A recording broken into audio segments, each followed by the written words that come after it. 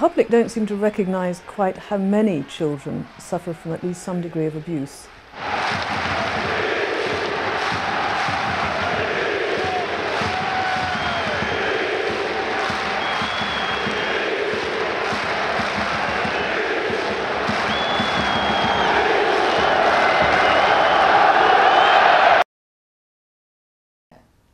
My interest is in child protection and improving the social work reasoning around risk management so that we are better able to identify which families the child needs to be taken away from and where we can actually work with the family to make them capable of giving a good home to the child.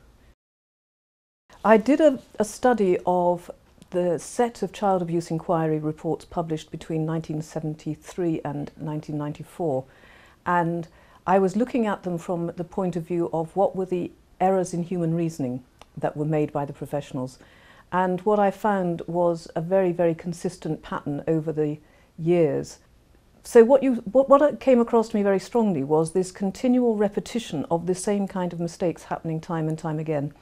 And each time the reports come out with recommendations about how to avoid those mistakes.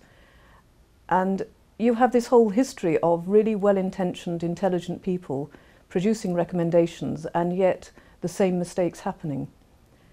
So we obviously weren't looking at the problems in the right way. Well, because I was puzzled by this, I was reading widely, and I came across the finding that in the world of aviation and in engineering there had been a similar concern, that they'd been having public inquiries that came to very much the same kind of conclusions as in child protection. It may not be obvious to people that there is a similarity between flying a plane and protecting the child, but there is in fact. It's the same issues around human beings collecting data, analysing it and coming to the right judgment. And what they realised was that they can't eradicate the human being, and therefore what you need to do is to harness the human being better, to make them have the kind of work environment where they can operate better. There's a very nice quote in the American Medical Guide to doing a health systems review, which is that the aim is to make it easier for people to do the right thing and harder for them to do the wrong thing.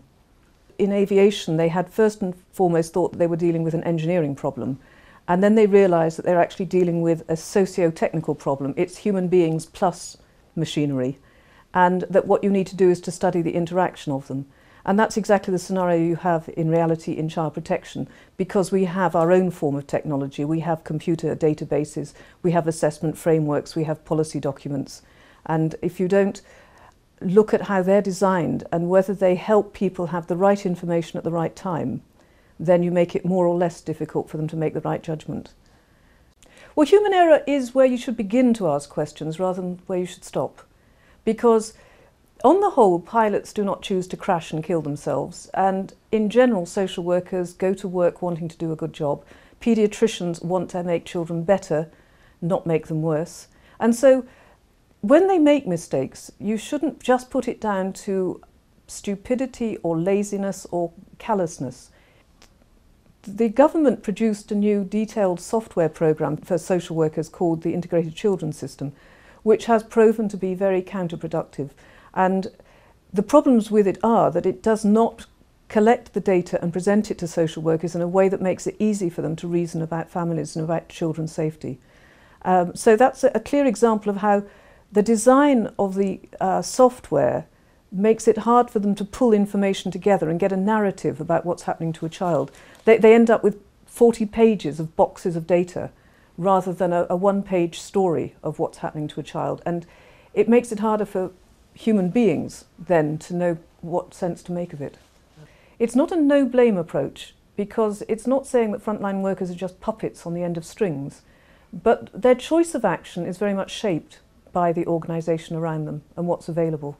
So within the systems inquiry, we're not attempting to do everything. We are just attempting to understand why things went the way they did, and from that to devise ideas of how they could be better managed.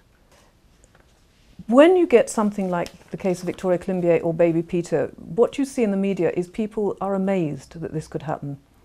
And when you read the serious case review at the moment, you're still amazed, In fact, Lord Laming quite explicitly said at the end of the Victoria Colombier case, "I am still puzzled that everybody operated at such a low level."